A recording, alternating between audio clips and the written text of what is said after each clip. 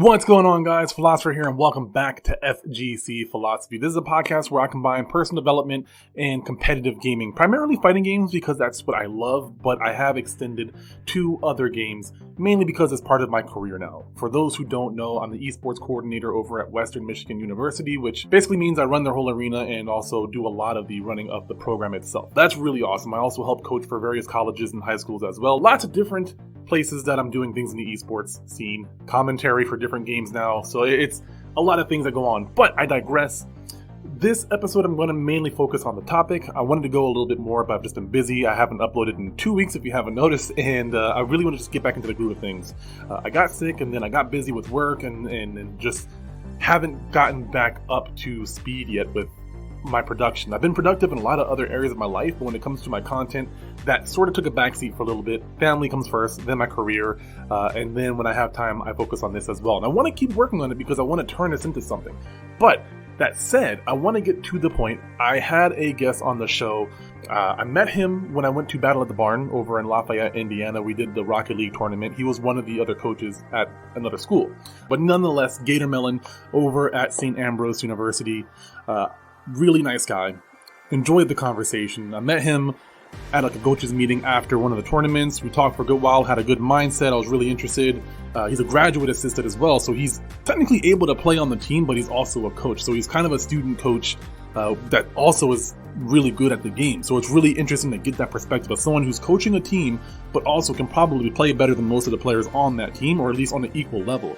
And just his mindset, he recommended some books. If you remember our earlier episode, I might have mentioned the Inner Game of Tennis was the book. But nonetheless, we sort of get right into the conversation, and I want this to be a starting point for conversations, hopefully. So share your comments in the comment section down below, whether you're using the podcast version or you're watching this on YouTube. Either way, I want to start talking about these topics and really getting that conversation. I'm hoping to get more guests on the show, whether it be from the fighting game community or other esports scenes. So if you have any suggestions or people that you know that you would like me to have a conversation with, have a little bit more of a casual conversation, but also focus towards mentality, personal development, just general improvement in the game of your interest. I have a lot of fascination with a lot of competitive games. I play a small number of them, but I'm interested in multiple games. So I'm really glad that I made the decision to sort of expand out of just fighting games and into other scenes, especially since I'm working in the scene. It's really been something I've wanted to talk about, but I just felt weird doing non-FGC stuff on my podcast. But since the pandemic, I've been doing it anyway. A lot of political, social topics I've been talking about. So all that said, I hope you guys enjoyed this conversation. I had a great time. I'm hoping to have him back on the show so we can talk about the book that I mentioned before, The Inner Game of Tennis. If you're interested, I'll put links in that down below. It's really, really good. I would compare it to The Art of Learning by Josh Waitzkin. If you're a regular of this podcast, you know I've talked about this a lot. So make sure you check it out on my recommendation. If you want to get it on Audible, you can get it for free for a month so you don't have to commit to anything. You can use the link in my description down below. Full disclosure, I do get a small commission if you do get it, but if you don't keep it, then no harm, no foul. Tried something and you don't like it, but at least you know now. Make sure you check that out. Either way, thank you guys so much, and I hope you enjoy the show.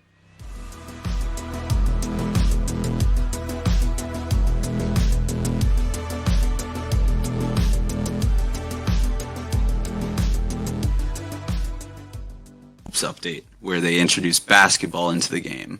And so I thought that was pretty cool. I wanted to play basketball with cars. I thought it was fun. But what really got me hooked was when I wanted to get better at the game. So I started with hoops, and I was just kind of playing around, hanging with friends, and just kind of enjoying the game, just kind of doing whatever. And then I started to get on YouTube to learn more about the game. And that's where I found the first RLCS. And I was watching Flipside Tactics versus I Power. Good old Cuxer versus Kronovi, that big thing. And so I watched that, and then, I don't know, from that point on, I just kind of, it's weird. It was like I blinked, and then 6 years later, I'm like top 1,000 in the world at Rocket League, and just hanging out. I ran into a bunch of people. I have friends from all across the country that I've never met in person, who have been my 2s and 3s partners for years, and that's how I got started with Rocket League. My only reason is probably the feel.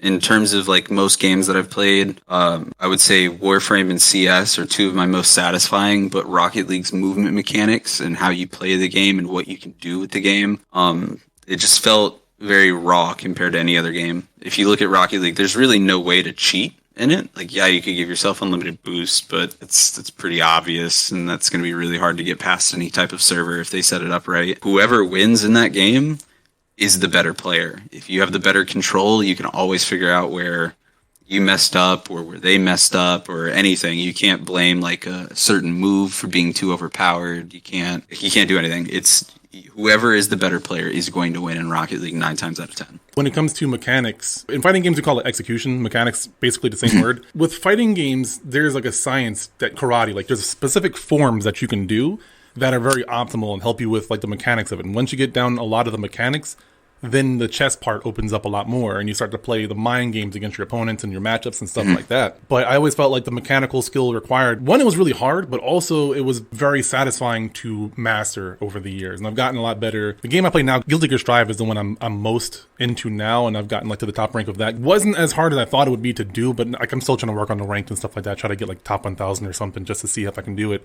But that process over the years of playing different fighting games and then off and on for a long time playing Rocket League and watching Pro Rocket League and understanding, the more I watched a pro, the more I appreciated what could be done in the game, and the more challenging I understood it to be to learn the mechanics or learn the execution of the game. Even though I'm still on my journey with learning the mechanics of the game, it's been like very rewarding. It's similar and different to fighting games in that sense because it is very freeform, it is very raw when it comes to doing the motions. And I'm still just like finding different realizations, like rotations, for example. I'm just trying to do air roll, I should say.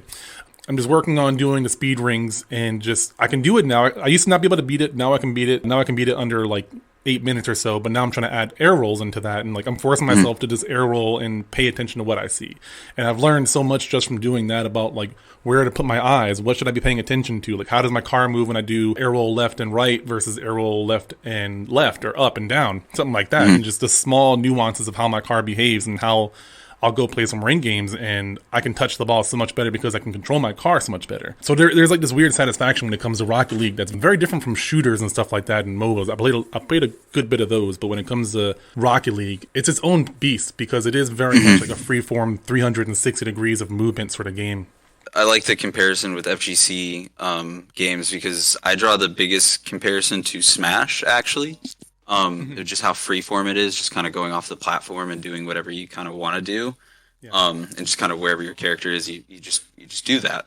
But especially with like Rocket League, you can really play the game however way you want. There's only two things that really matter, and that's your speed and your first touch.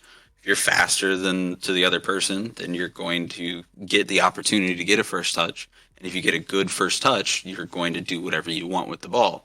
It just depends on how they kind of challenge you, but that's pretty much it. You can do whatever you want from that point on. You don't really need to know how to flip reset. In the current meta now, it helps. It's another tool. But I have a pretty big philosophy with Rocket League that fast players aren't fast because they're fast. They're fast because they're smart. It's all about the pathing when you get your boost, how you angle your car, how you get your touch. If you take the smarter, more efficient route, you will be the faster player. Yeah, I like that. And then when it comes to getting the first touch, that is very similar to the philosophy of fighting games where you keep the pressure. And they have opportunities to guess. You know, there's little 50-50s. It's a term in fighting games as well. It's a very similar situation. They have to guess 50-50 which one am I going to do more than like a 50-50 in Rocket League is more like a like multiple different directions that it can go in. So yeah, sometimes it's very specific to just two opportunities. Sometimes it's like 4 or 6, something like that. I can see the parallels there. At the same time, it's just incredibly different. But I did want to ask, how did you become a coach? Where did that come from? Going to my college years, my sophomore year is where I started to get into like competitive Rocket League, finding like the higher level and wanting to compete. And so I competed there for about 3 years with the tournaments and just kind of whatever we were doing qualifiers, doing leagues, just kind of figuring out the scene because it wasn't super big back in, I believe that'll be like 2017, 2018, 2019, that range. Like Rocket League was growing, but it still wasn't like where it is today. So like finding tournaments was a little bit easier just because there's only a couple, but it was also harder to kind of get into them and play.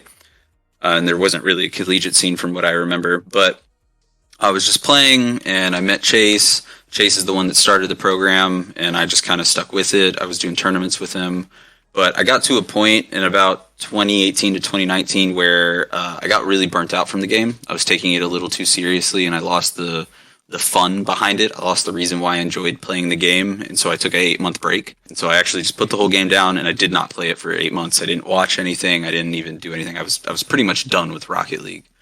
But working with the program there, hosting tournaments, we saw an opportunity to take the program to the varsity level, and we actually did. We got a whole facility built on campus that I was a part of setting up and planning. It was super cool, one of my most proud moments, but it was like 5 years of hard work put into a building on campus, and I never thought I'd actually leave a mark on campus, so it was super cool. But once the varsity thing got set up, I saw there was a need for a Rocket League team, because I was pretty much the head of it. I was the game coordinator, I was the captain, and without me on the team, there was no team. And so I did another tryout, and instead of getting my typical 3 to 4 players that want to try out with all different ranks, I got 12. A bunch over GC1 and a good balance, but no one was quite where I was at, where I believed I was at, and I also just didn't know how I felt about playing, so I just decided to take the coaching role. And so I started coaching 2 teams there instead of 1. And then I also picked up third-party coaching at St. Ambrose during my senior year while also trying to finish out my capstone and get my degree. And I just found it was a lot more rewarding and entertaining for me to help others succeed rather than take myself to that level.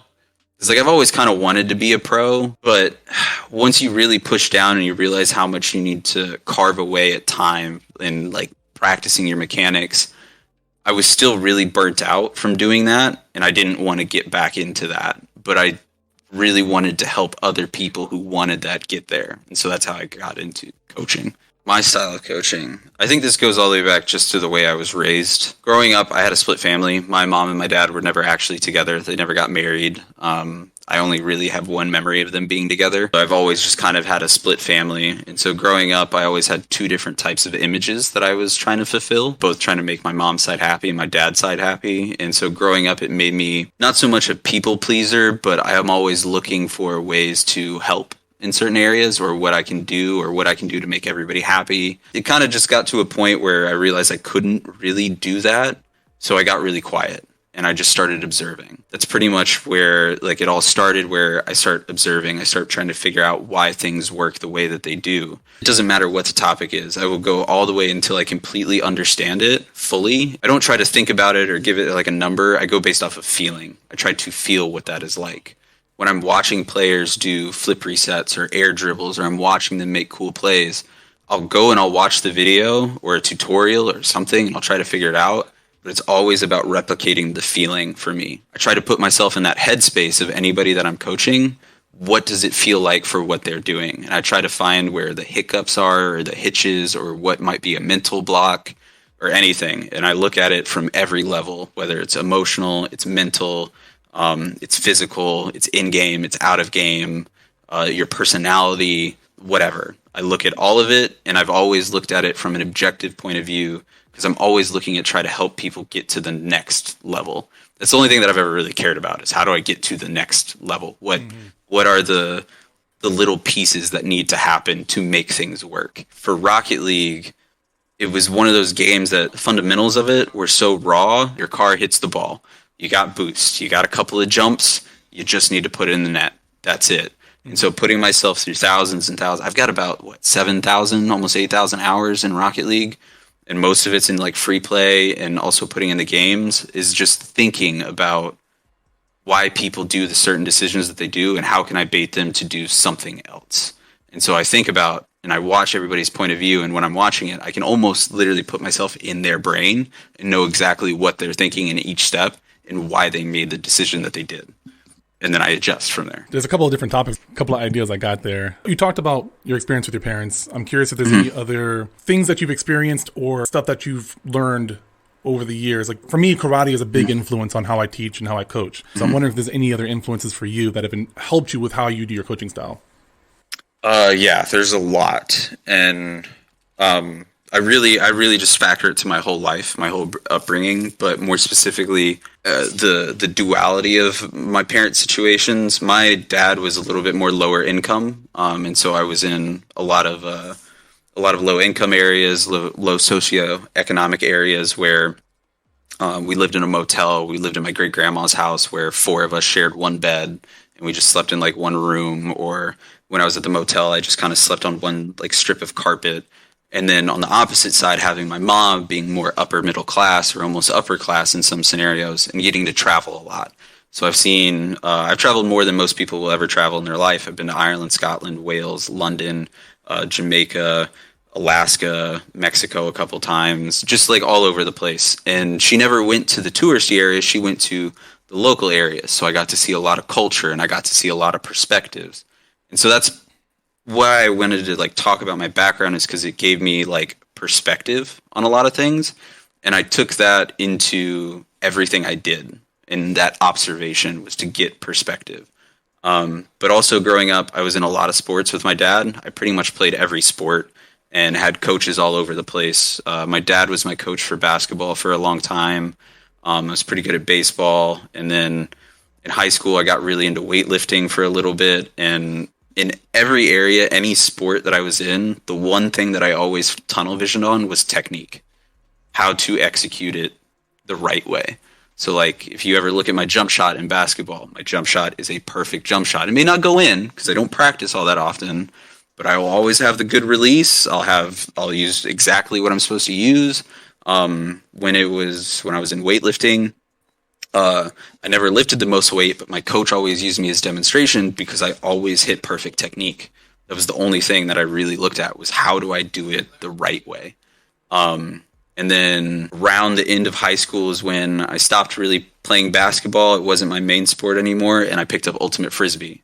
I found that when I went to band camp with some friends and just kind of caught them throwing around. None of my friends were into it, but I really wanted to learn how to throw. So for about 2 years, I went out into my backyard and taught myself how to throw perfectly. And then I joined an ultimate team. I had a perfect flick and a perfect backhand already. Well, not perfect, but pretty good flick and pretty good backhand. And I was immediately the handler and was immediately the captain of the team. And everybody else was just kind of like, we're just here playing ultimate. I didn't really care about my status or where I was at. Mm-hmm. I just wanted to do things right. And so when I take that into my coaching, that's the only thing I want to see, is I want to see things done right. But right is also objective or subjective, especially in Rocket League. Like the only thing that is right in Rocket League is you put the ball in the net and you don't get the ball put in your net. Pretty much instant feedback. Yeah, no, absolutely. I kind of relate to a lot of the things that you were saying as well. One of the things that stuck out to me is I use the term contrast a lot, because I had a lot of different. We moved a lot. My dad worked on power plants, so I moved to a couple different places. I started in New Jersey. My mom was from the hood, so I kind of had like that culture that stayed with us after we moved away from the hood. We lived near Atlantic City, New Jersey. And just like her side of the family was usually lower income, and I just was used to that kind of people. I was like, that's kind of just where I grew up. And then we also moved to the suburbs, in Alabama though. So like casual, open racism and stuff like that. It was such a different world versus where I was from, where I would fight you normally. Some of the people said what they were saying or how I was perceiving it, and I was just like, not the thing here. And I was like, that's weird that you don't solve your problems with like violence. I never started fights or anything like that. I got picked on a lot, but like I was a big kid like throughout my life. You saw me, I'm very tall, and so I was on the target prison, right? It's like you go for the biggest target. So I learned how to fight like at a young age, just because I didn't want to get beat up and I hated hurting other people. But all this experience plus moving around to different locations, and then after I graduated high school, while I was going to college, I would travel to different places as well. Lived in Florida for a little bit with a friend, lived in San Diego, Nevada. So I learned a lot about American culture. I can't really talk about, other than Jamaica, my dad's from Jamaica, so I visited there when I was much, much younger. But all of that really helped to shape when it comes to, paying attention to people. I was very, very similar to that, where I wanted to not necessarily please people, but I want to understand how to avoid like awkward situations, and how do I make things work in my favor if I need to do so. And so like understanding how people think, what their motivations are, just building like kind of mental dossiers in your head of like how I predict you're going to react this way if you have learning about psychology and all that kind of stuff really helped with not just my coaching, but like my content, obviously, and then how I coach as a business, like life coaching, stuff like that. But also when it comes to coaching games, I feel like the biggest part of it is the mental part for me a lot of times. I feel like, okay, novice to beginner players, their biggest issue before they hit like a certain threshold is like the mental emotional aspect of it. But once you get past mastering a lot of mechanics, or then you have like kind of a different mindset, and there can still be ego there, but like you'll find that a lot of them have mastered the basics and knowing how to work with them. People who want to get to the next level, usually they're already committed. Like some people don't even know if they're fully committed, but they want to win all the time. And it's like, are you committed to the work required to do it?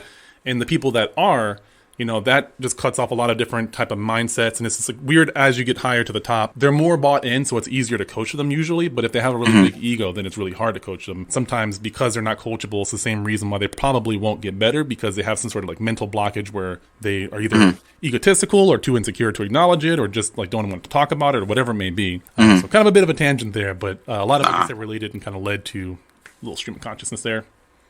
No, it was honestly like even the stream of consciousness you had there gave me my own. You brought up like mental dossiers of people, and that's literally like how I was growing up. Was I always looked at somebody and I tried to figure out as much as I could just by looking at them, and I would try to make guesses in my head of like what's their background. Like that was one thing that I really liked to do when I was just kind of sitting there being on my own. Is like I'm gonna look at a random person. I'm going to try and notice things about them and see if I can kind of create a storyline for them. And if I know that person, or if I kind of know that person, or I want to know that person, I kind of test that knowledge against them. Or not against them, but like I'll engage in a conversation or whatever, and I'll just try to learn about them and see how much of it was similar, how much of it wasn't. And so just seeing if I'm like right or wrong. But that was just kind of what I did for a super long time. Especially coming out of middle school and going into high school, was like just trying to figure out people and like create a similarity between others. And so then I could like easily figure out groups. I could easily figure out where I could fit in or whatever. Because growing up, and I wanted to take it back a little bit too. You said that you used to fight a little bit, or you kind of get stuck in fights. Yeah. Well, I fought a lot growing up in my own way, or kind of on my own, because like you were saying, I didn't have the control of like the emotions at first, but like I really cared about what I was doing. And so I often got in fights just because people would say things that I just didn't believe, or I didn't think was right, or I didn't agree. And as a kid with a little bit of an ego, probably, I had to make sure that people knew my side of the thing. It was mostly defending myself, because like if my mom liked something and my dad didn't like something, I had to try and defend it to my dad, while also like pleasing my mom, and then vice versa.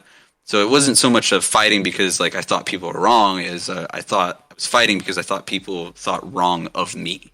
And so then I wanted to start avoiding all of those awkward situations, because I didn't want to get in fights anymore. I didn't like fighting. It always made me angry, and I lost my emotions, and I almost got kicked out of school a few times for it. So I started doing those mental dossiers, like how you said it, just avoiding these altercations and avoiding issues. But then I get later on, I realize avoiding isn't really how you can get past that.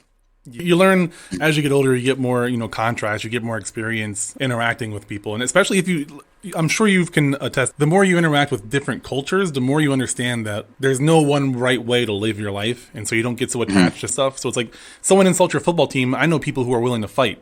Like you grow up in Alabama, you know people, you insult Crimson Tide or Auburn, then someone's going to fight you. Oh, it's hands this time. You get offended by the simplest and, like, to me, dumbest thing sometimes. That was me. On that note, you're sort of understanding how to interact. So it's not just about coaching, it's learning about interacting. And this is something that I kind of talk about too, because a lot of people who want to get better at fighting games also need to get better at handling their emotions. When I was young, my dad was talking about, like, he doesn't have an accent. He's from Jamaica. He moved here when he was 18. And I didn't understand this until I was like much older, like how impressive it was.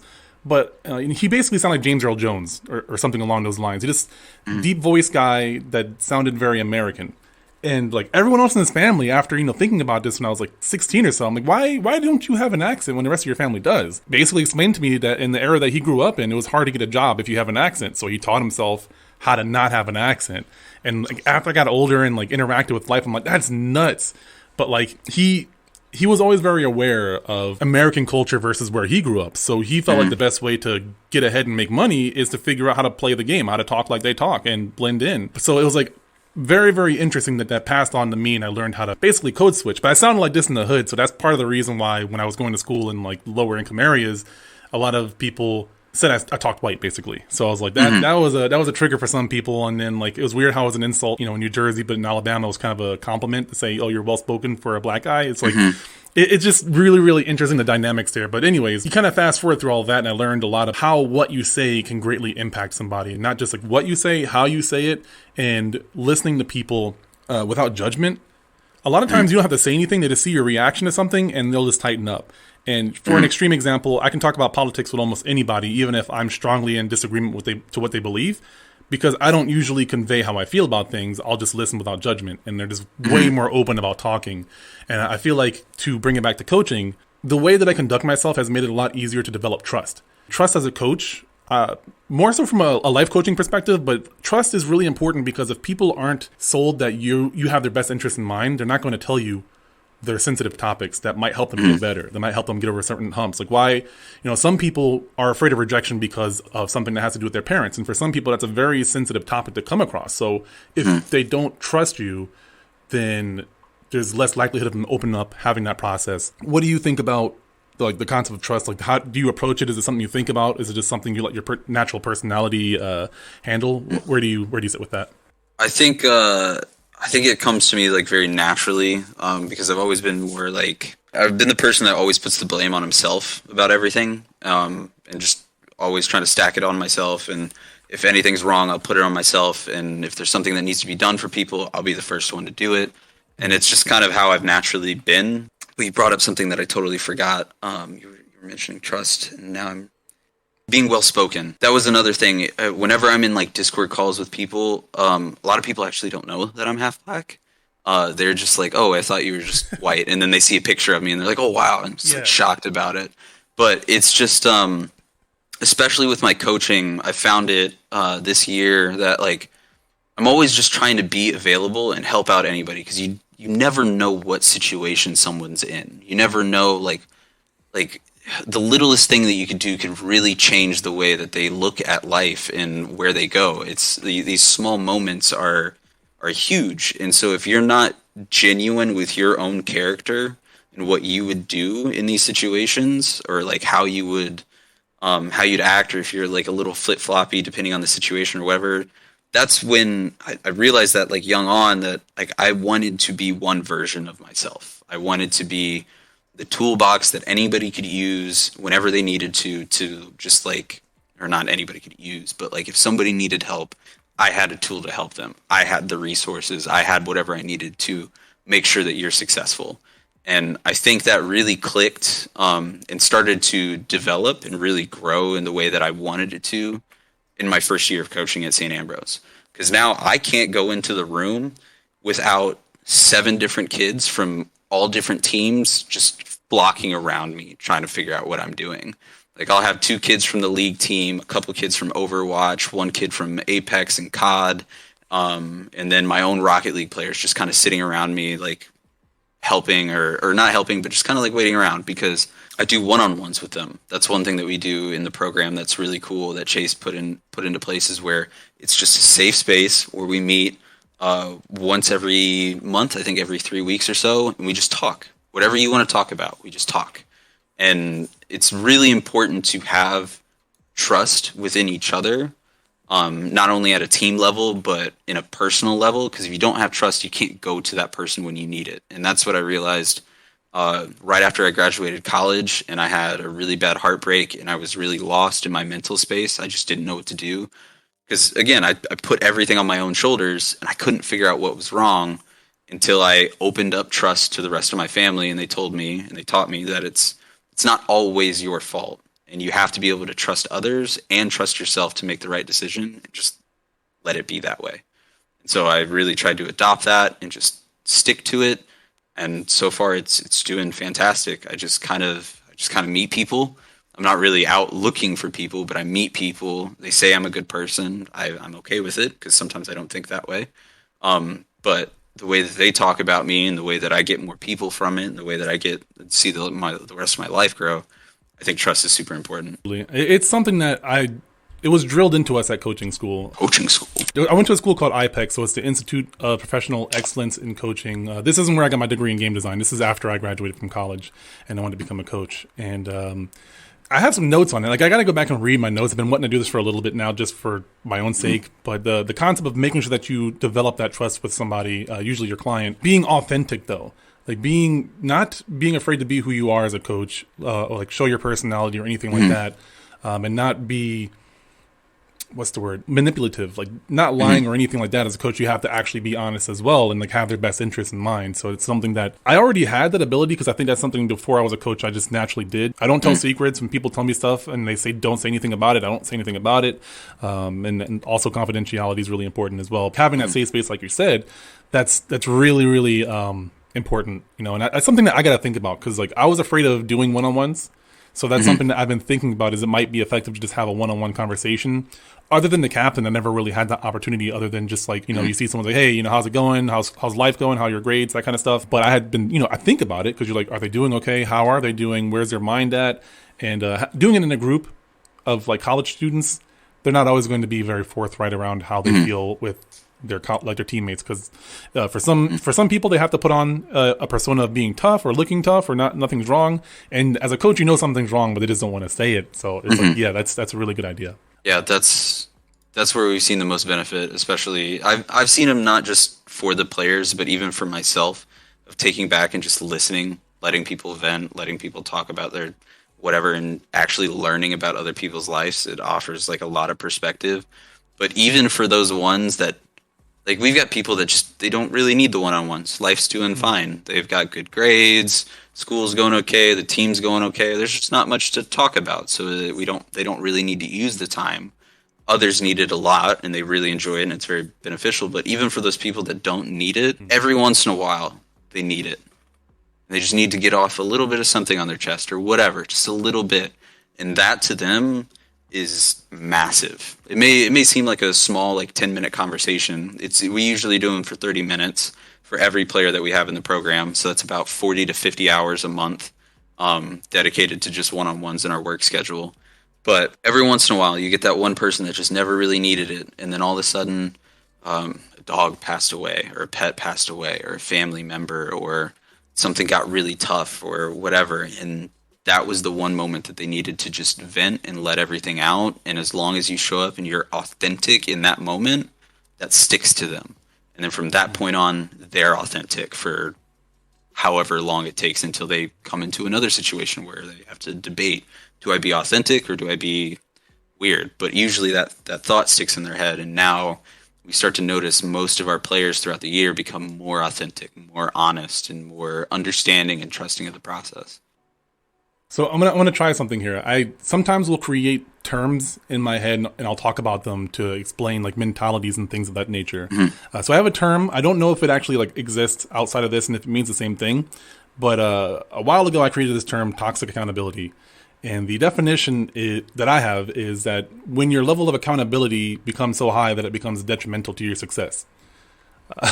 So I've like sharing that terminology with you. I just want to see like, where does that sit with you? Is that relatable? Is that something you've ever seen while you're coaching?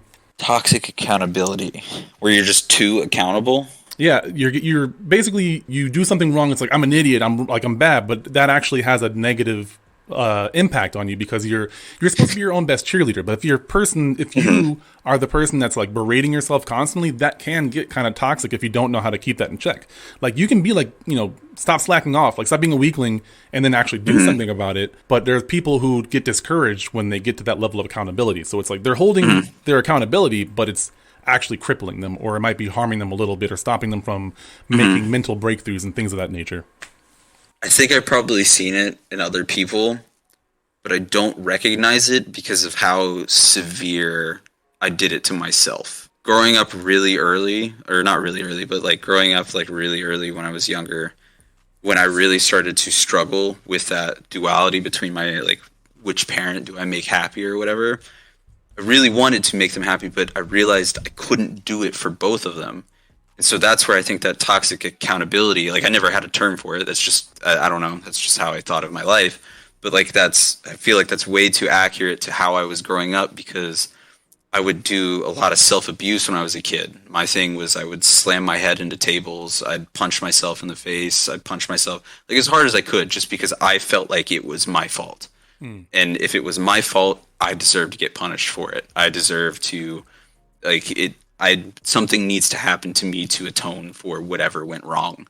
And I took that, like, that started in elementary school. And that's just how I developed growing up, was like, if something was wrong, it was my fault. And then when I realized the physical abuse of it wasn't good, I replaced it with mental abuse and just like really bad self-talk, really negative self-talk. And anytime something went wrong, it's your fault. And I would always tell myself, it's your fault. It's your fault. It's always your fault. And it wasn't until I had that horrible breakup in my junior year that I realized this was the first time it wasn't my fault. I did everything that I could, and I did it the best that I could, and everybody else agreed that I did it the best I could, and it genuinely wasn't my fault. Because, like, going up in all my relationships, I was always the one kid that was just, like, way too demanding, or, like, really wanted it to work out and tried way too hard, you know? It was just like, I'll do this for you, I'll do this for you, I'll get you chips, I'll get you candy, you know, I'll take you here, or I'll do whatever, you know? And nobody wants that. Nobody wants a person who's a people pleaser, and when that didn't work, again, I just go right back. It's your fault. You're not good looking enough. You're not smart enough. You're not doing enough. You're not whatever. And so, like, that toxic accountability was like, when you described it, like, I don't know if you saw my face, but that was pretty scary. Like, making the realization, I was like, oh no, that's how I grew up. Yeah, that was kind of me. I didn't do a lot of like physical self-harm, but I did a lot of mental harm, like, since I was a kid all the way till like my 20s. And it was something that I noticed in myself one time. I remember being like living in San Diego and being aware of why I was so like, there's another term that kind of goes along with it, which is the lazy perfectionist, which is someone who has such high expectations of themselves that they wind up not even bothering because they don't feel like they can meet those expectations. So it's like, I want to do something, but I don't believe I'm going to be able to do it. So I'm either going to put in weak effort and then make an excuse, or I'm just not going to bother trying at all. And that's kind of where I was for most of my life, where I just held back a lot because, you know, I was like, why bother trying, because it's going to hurt my feelings, and then I'm going to, like, you know, be mean to myself. So, like, that's where my head lied. And then I was like, well, now that I understand that, similar to you, I'm very aware of technique, and I feel like the mind is like the ultimate thing that you have to perfect, like the ultimate techniques, learning how to be accountable, but not so much that it's toxic. I had to learn to do that. I had to learn to like love myself a little bit, which that term sounds cheesy, but learning how to appreciate who you are and the fact that you're stuck with yourself has been powerful for me, like learning how to do that. And then doing that with my students as well, helping them understand that, like, you know, you're worth putting in the effort, but also like you need to learn how to fail, because you're trying to avoid failure. And then when you do fail, you're trying to beat yourself up. That's not how you progress. Like, you have to accept failure, learn from it, and then see it as a good opportunity to get better. And then when you do succeed, because most people who are like this also don't acknowledge their victories, you got to be your own best cheerleader. When you do something right, recognize that and stop focusing on the negative stuff. So it's like this kind of cascade of different ideas and concepts that I personally, when trying to work, I kind of learned and took to be my own. Like, I made new terms for the things that I'm seeing. I resonate with this like super hard, and that's why I'm looking for this book, because I think you might really like it. So I'm going to go back to the weird breakup, but after that happened, I had so much weird stress in my body that I actually got sick from stress. But I actually got lucky enough to go to a Tony Robbins seminar. My mom kind of saw how like down in the dumps I was. And so she really put forth a lot of effort, and props to my mom for getting tickets. But I went to a Tony Robbins seminar. We sat there for, was it 14 hours for 4 days each day? I walked on coals, but I can't remember a lot of what happened, but I just know it was a really good primer for my mind. And then I went into the summer and I read this book. This is called The Four Agreements by Don Miguel Ruiz. And honestly, the Four Agreements are like how to be coachable. That's where I learned, like, during those 2 years of growth is where I actually learned I was supposed to love myself. I was supposed to care about what I was thinking. And pulling in the book that we're reading, The Inner Game of Tennis also really sealed that for me. I learned about the relationship between self one and self two, and I realized self one was just this controlling overlord. Whatever he says needs to get done. And self two just got no credit for anything, even though self two is what made me amazing at Rocket League. Self two is why I have such strong relationships. Self 2 is where my empathy goes, but for some reason I feel like he always needs to be controlled or put into a box. And then once I realized, like, I'm doing everything that I can. I am the person that I want to be. I'm just not the end product yet, because that was the only thing that I cared about, was getting to the end product, being the person that had all the resources that could do anything for anybody. That's not really going to happen until I get older, until I build up and actually acquire those things. But there's a framework that I can stick to, and it all starts with loving yourself, caring about yourself, and holding yourself accountable. At the end of the day, you've only got one other person in your head telling you what to do. It's you. So I'll ask you this. This is like usually one of the last questions I'll ask is like, where do you want to be in 5 years? What is your goal in 5 years? Oh man, I don't know. I can honestly say that I don't know, because I never really gave myself a goal. It wasn't until I graduated from college and started at St. Ambrose that I actually started to think of goals for myself. Because it was always just get the immediate thing that I wanted, right? Do I want attention from people? Yes, do what I can get to get attention. Do I want to be good at video games? Cool, do what I can to be good at video games. And I would always burn out at some point, because I'd have all this drive, I'd have all this passion, I'd have all this energy, and I'd get to a really good point, but then I'd realize that I didn't know what I was doing it for after a while. Like, that's kind of what happened with Rocket League, is like I just enjoyed playing the game. And that's how I got to a high level. But I never had an end goal or a future goal, really. Like, I always had an immediate goal that I worked to, like an objective in a video game. You go do the objective, cool, next objective, right? I never actually did the planning part of it, where you plan what's next. So once I hit like 14 and I needed a job, my mom found a job at Jersey Mike's. I walked in, I knew people, I got hired. Cool, I worked there. Needed another job. My dad worked at a shipping dock, and so there was an open spot, and I said, sure, I'll do it. Going to college, needed another job, needed to get an internship. Just found some random internship, did it, realized I didn't like it, needed to find another internship, did that one, cool. Actually had a little bit of a plan for me. If I did the second internship, then I would have had a full-time job, and then cool, that was my plan. Then COVID hit. So then I still didn't have a plan, and I was like, coaching sounds fun. Chase needs a coach out at St. Ambrose. I'm going to uproot my whole life and move 600 miles to go live in Iowa. Here I am. Start doing that. I'm coaching. This is what I'm doing here. First year just ends. I'm, for some reason, getting my master's. Didn't have a plan on that, but now I'm getting a master's. And now I'm getting to the point where it's like, okay, I've worked really hard, and now it's all up to me to decide what I want. And I never picked anything, really thought about it. So in 5 years, I mean, everything's going to be so different day to day, week to week, month to month, even year to year. I really have no idea what I want it to look like. I know I want to be financially stable, and I know I want to be in esports in some way, whether that's a coach, a tournament organizer, production. I don't really know. It's very honest. It's very honest. So what would happen if you did decide to have a goal or a plan? What do you think would happen? I'd probably overthink it. That's fair. That's exactly what's going to happen. Is I'm just going to, like, it's definitely not a good way of thinking, but like the way I just describe things, like good things just happen because I feel like I'm always authentic and I always work hard to what I want to happen.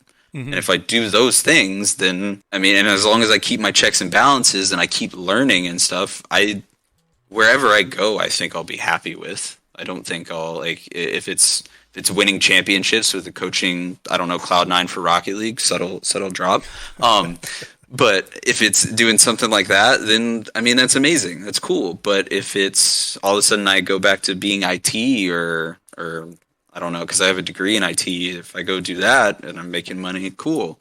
Just as long as I'm around people I care about and my life is stable. Because if I overthink it, I'm going to ruin it every time. Anytime I overthink something, I ruin it. It's literally on the back of my phone. Hang on. Let me overthink this.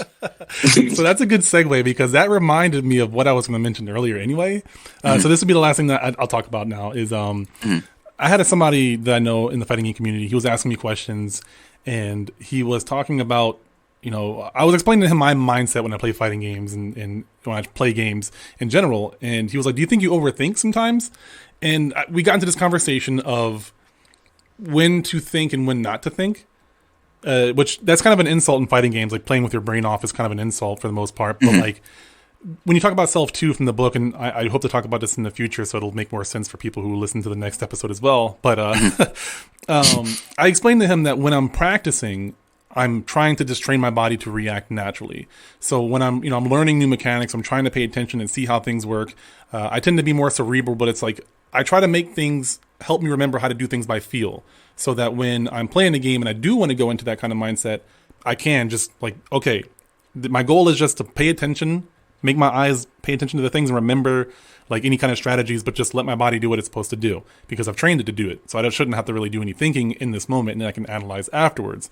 And so like he didn't really, I guess for him, maybe he was worrying about like overthinking of things of that nature.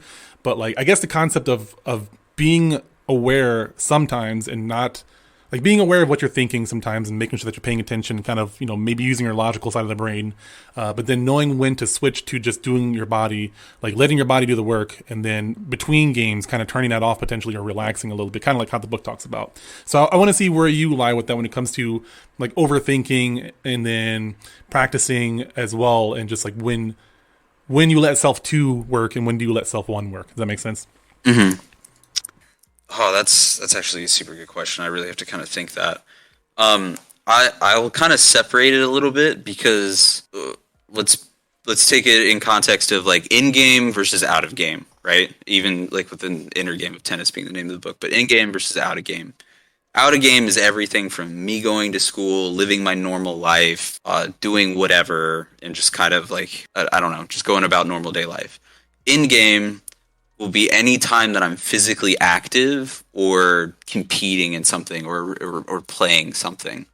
Because when it comes to playing a game, that's when Self 2 almost takes over on its own, and Self 1 almost doesn't exist anymore for me. Because like going back to, really the concept of flow state is something I think I've been very familiar with my entire life, because there's something I'm really about in terms of competition in game, like when I'm competing in basketball or I'm competing in Ultimate or CS or Rocket League or especially games. I really let Self 2 take over, because when I'm out of game, that's all Self 1 does, is think about what I should be doing in game, trying to create the feeling of what it's like to do that in game. So like if I'm watching a basketball player shoot, right? I'm really looking at his form. I'm looking at how his fingers roll off. What was the speed? Did it flick really hard or was it soft? How high did he jump? Did it look like he gathered his jump? Is he tightening his muscles? Same thing for like Rocket League. How smoothly did he get off the wall? How quick is he going around? Where did he hold power slide? Where did he let go of it? And I try to envision that feeling and try to replicate that feeling in my mind, almost like a shadow boxing in a way, but like in my own head about feelings. So then when I get into game, Self 2 just kind of does. So like especially at our Battle for the Barn Land that we were just at, that's whenever I get on stage, or especially when I was talking to you before, Self 1 is constantly overthinking. He's trying to get every last little message he can in before Self 2 takes over. Yeah. It's like, that's why I was saying, it's like, oh, my hands are cold. I haven't played in like 4 days. It'll be fine. I'm just trying to figure out what's going on, whatever. But then as soon as I get in the game, Self 1's just quiet. Self 2 just does whatever he wants. But when Self 2 starts messing up a whole bunch, Self 1 wants to start creeping in and trying to suggest things and say things and make changes. And that's my biggest problem with my coaching style, is because I'm out of game, Self 1 always wants to interject into my players and always wants to say too much in between games. Right. And then when I'm playing with my players, and this is why I can't coach and play at the same time. I've come to this conclusion. I'm working on it. But it's so hard for me to coach and play at the same time, because I can't tell who to give power to, Self 1 or Self 2. Because if I give it to Self 1, my play is going to drop and I'm going to be unhappy. If I give it to Self 2, I'm not going to be giving anybody good adjustments or good feedback or coaching that they want to hear from me. Why not? Because I'm too focused on also playing. If that this is me if I'm playing and coaching at the same time. If I'm playing on a team with people, I can't give feedback because it takes me away from thinking about what it puts me in the mind of self 1, and self 2 can't operate when I'm thinking about self 1. When I'm always thinking about like, okay, what needs to happen, what needs to change with the rotations, how does this player need to make an adjustment to feel better for the rest of the game. So I'm like way too hyper focused on that, and so I can't actually play as self 2. So in my head, I feel like self 2 could be able to shot call, which is essentially what you're talking about. Mm-hmm. I mean, it depends on the individual skill. So like everyone has different skills to be able to do things at the same time. Because I feel like my theory is that coaching and playing could be a very powerful tool. Because I remember talking about this during the casting part of it. When it comes to the body 1 versus body 2, which body 2, like for the sake of the listeners, is kind of like just what your body does naturally, your instincts. I don't know the quickest ways. I can explain it really, really good. Yeah. So self 1 is your voice, right? Self 1 is the voice that you hear in your head. It's the thinking, it's the talking, it's the way that you actually like kind of like look at the world and see things. Mm-hmm. Self 2 is like an inner child. They go off of solely feeling. They have no right or wrong. It's just what things feel like. So, for example, think about walking. You don't think about walking. You don't think about how you put your heel down and roll your foot, or if you're a toe heel walker for some reason, how you put your toes down and then roll to your heel. You don't think about those things. That's self 2. Self 2 is the stuff that you've practiced and rehearsed over and over and over again that you don't think about doing. Self 1 is just straight thinking. It's like Karate Kid. Wax on, wax off.